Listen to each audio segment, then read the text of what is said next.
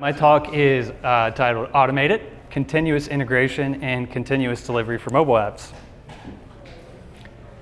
A little bit about me. My name is Todd Gower. I am founder and CTO at Hiatus, which is a personal finance app that helps you track your spending, set budgets, and save on recurring expenses. I'm also a native Greenvillian. I just moved back to the area. I'm super excited to be a part of this conference and to see this tech scene here in town. I want to thank conference organizer Barry and our sponsors and our amazing speakers today. It's been really diverse and very interesting talk. So super excited to be here as well. So let's start with a simple question. What is continuous integration, continuous delivery? Has anybody out there implemented a CI build pipeline?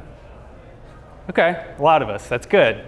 For everybody else, at its core, CI/CD automates building, testing, and deploying your code when you make changes to it.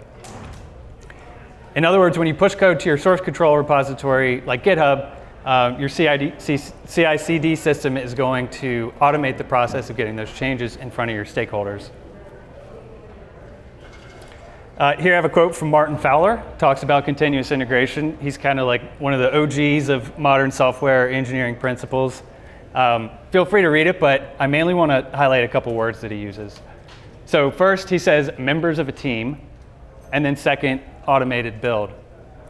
And the reason I want to highlight these is because CI/CD is ultimately about people and process, right? It's not about technology or some new architecture pattern.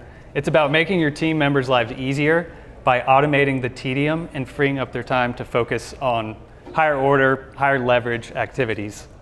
Beyond that, studies have shown that organizations that embrace CI/CD have more frequent releases, more stable applications, higher velocity. Okay, so now that we've established the importance of this practice, let's put it in place. So here's what CI/CD looks like in theory, right? Your developer pushes code to your source control repository like GitHub. Your CI server takes your changes, builds your application, runs your tests, and then depending on your environment, either distributes a beta build or uploads that to the Google Play Store or the Apple App Store. So it seems pretty straightforward, but there are several challenges unique to mobile CI/CD specifically. One is the app marketplaces themselves. Apple and Google have tightly controlled submission review distribution processes. It's not like you can just upload an app build and then have your users download it right away. Second is codesigning, which is a way for the app marketplaces to verify that an app came from you and that it hasn't been tampered with. Third is that mobile CI/CD requires specialized skill sets. A lot of companies that have DevOps engineers those DevOps engineers might not have those skill sets. And so it's usually incumbent upon mobile engineers themselves to kind of own the CI build pipelines and champion the CI/CD process in general. And then finally, both iOS and Android require compiled binaries, which in turn require specialized tool chains to build and distribute. So how you handle these challenges are going to depend a great deal on the tooling that you put in place. There's several great services out there, and I'm not going to go into each one, but I want to kind of break down the categories that I have. I'm not really going to talk about the DIY Jenkins. I'm sure some of you are familiar with that. It's starting to show its age maybe a little bit, but I want to talk about kind of do-it-all services versus the hosted CI platforms. So the do-it-all services are all mobile specific. They're typically going to give you a web UI that allows you to configure your build pipelines. They're going to be a little bit quicker and easier to set up. And then you have the hosted CI platforms, which most of your back-end web applications are going to be using. And they're going to be probably a little bit more complicated to set up. But ultimately might save you some money and will certainly give you more flexibility in how you can configure your builds. Now I just want to briefly talk about our setup at Hiatus. So we use Circle CI. And we use that in conjunction with an open source tool called Fastlane. It's a Ruby-based, essentially a configuration file for scripting your builds. It abstracts a lot of like the messy shell scripting that you might otherwise have to do.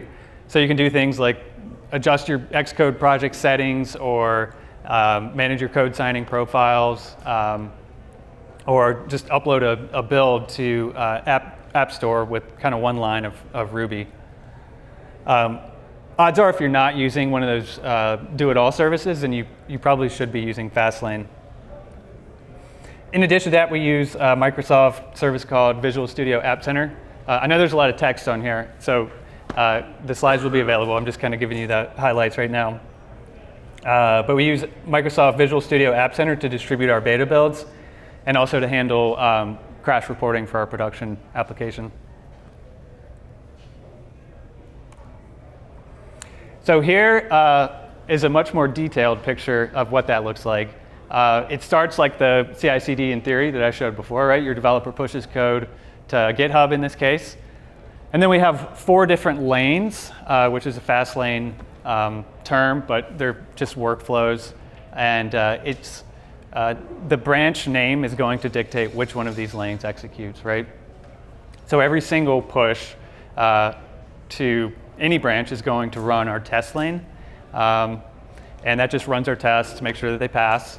And then we have our develop, or our beta lane, which runs off of pushes to our develop branch. So that's going to create a development build, upload it to the App Center Microsoft service that I mentioned before. We have a release candidate lane, which creates a development build, but it builds against our production environment. This is kind of like something we will typically run before we submit to Apple or Google. It's a kind of sanity check on a feature or some work that we've developed, just to make sure that it looks good in a production environment with real data. And then finally, we have our App Store lane at the top there. That runs off of our pushes to our main branch, and it's going to create a release build and upload it to App Store Connect. So I want to end with some recommendations. So number 1, do start with the simplest setup you need. Only add more complexity when you need finer grained control over your build steps. That's what we did at Hiatus. I originally used one of the mobile-specific services. And then when we decided to move to Circle CI, it gave us a leg up in how we wanted to configure our build pipelines and just generally how we wanted to handle the challenges of mobile CI/CD.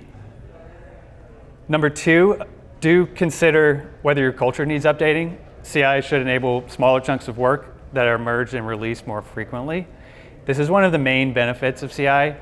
If your team isn't used to working in small iterative cycles, like let's say you use more of a waterfall methodology, then you may need to rethink how you work.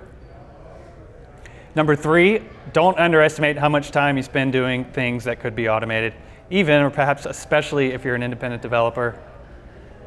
And then finally, don't wait.